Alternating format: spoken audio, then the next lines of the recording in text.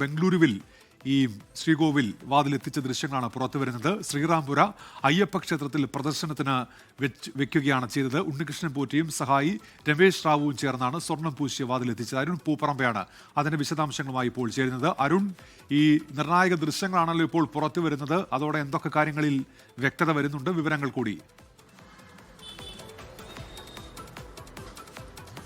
ഉന്മേഷ്, ഇതിന്റെ ഒരു ഗൂഢാലോചന നടന്നത് ബംഗളൂരു കേന്ദ്രീകരിച്ചാണെന്ന സംശയവും അത് സംബന്ധിച്ച് ചില വിവരങ്ങളും അന്വേഷണ സംഘത്തിന് നേരത്തെ തന്നെ ലഭിച്ചിരുന്നു. ഇത് ആ സ്വർണ്ണപ്പാളി മാത്രമല്ല, ശ്രീകോവിലിന്റെ ആ പുതിയ വാതിൽ അത് നിർമ്മിച്ചത് ബംഗളൂരുവിലാണ് എന്ന വിവരം നേരത്തെ തന്നെ പുറത്തു വന്നിരുന്നു. ബംഗളൂരുവിലെ ശ്രീരാംപുര അയ്യപ്പ ക്ഷേത്രത്തിൽ വെച്ചാണ് ഇത് നിർമ്മിച്ചത്.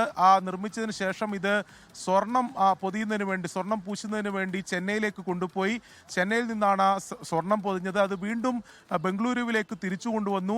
ആദ്യം ഇത് പ്രദർശിപ്പിച്ചത് ഈ ശ്രീറാംപുര അയ്യപ്പ ക്ഷേത്രത്തിലാണ്. അവിടെ ഒരു ദിവസം പൂർണ്ണമായും ഇത്തരം പ്രദർശനമുണ്ടായിരുന്നു. അതിൽ നിരവധി പ്രത്യേക പൂജകൾ നടന്നിരുന്നു. നിരവധി പൂജാരികൾ അതിൽ ആ ചടങ്ങുകളിൽ പങ്കെടുത്തിരുന്നു.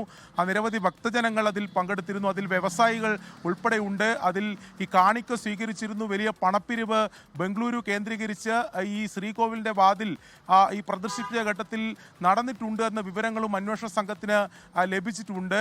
അത്തരത്തിൽ ഇവിടെ ഈ പ്രദർശനം നടത്തി പിന്നീട് ചെന്നൈയിൽ എത്തിച്ച് അവിടെ പ്രമുഖരായിട്ടുള്ള, പ്രത്യേകിച്ച് നടൻ ജയറാമിൻ്റെ ഉൾപ്പെടെ ആ കാര്യങ്ങൾ നേരത്തെ തന്നെ വിവരങ്ങൾ പുറത്തു വന്നതാണ്. ജയറാമിൻ്റെ വീട്ടിലും മറ്റു പ്രമുഖരുടെ എല്ലാം മുന്നിൽ ഈ ശ്രീകോവിലിന്റെ വാതിൽ പ്രദർശിപ്പിച്ച് അവിടെയൊക്കെ പണപ്പിരിവ് ഉണ്ണികൃഷ്ണൻ പോറ്റിയും ഈ തട്ടിപ്പ് സംഘവും കൈക്കലാക്കിയിട്ടുണ്ട് എന്ന വിവരങ്ങളാണ് പുറത്തു വരുന്നത്. അതിൻ്റെ നിർണായകമായിട്ടുള്ള ദൃശ്യങ്ങൾ തന്നെയാണ് ഇപ്പോൾ പുറത്തു വന്നിട്ടുള്ളത്.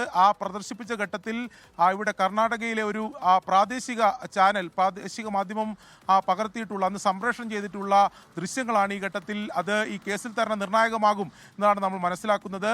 ഈ ബംഗളൂരു കേന്ദ്രീകരിച്ച് നടന്നിട്ടുള്ള ഇടപാടുകൾ, ഹൈദരാബാദ് കേന്ദ്രീകരിച്ച് നടന്നിട്ടുള്ള ഇടപാടുകൾ, അതിൽ കൂടുതൽ വിവരങ്ങൾ SITക്ക് ശേഖരിക്കേണ്ടതുണ്ട്.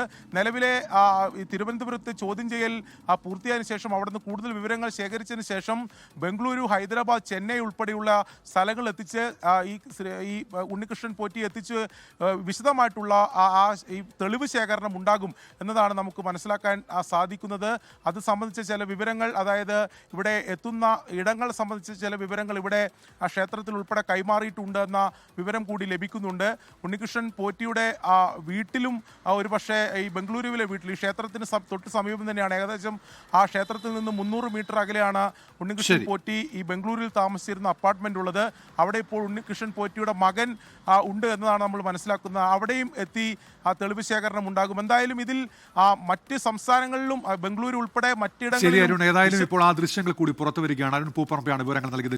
ലോകത്തെവിടെയായാലും ഏത് സമയത്തും 24 വാർത്തകളും ഓഗ്മെന്റഡ് റിയാലിറ്റി പാക്കേജുകളും എക്സ്പ്ലെയിനറുകളും വിശദമായി കാണാൻ ഞങ്ങളുടെ യൂട്യൂബ് ചാനൽ നിങ്ങൾക്ക് സബ്സ്ക്രൈബ് ചെയ്യാം.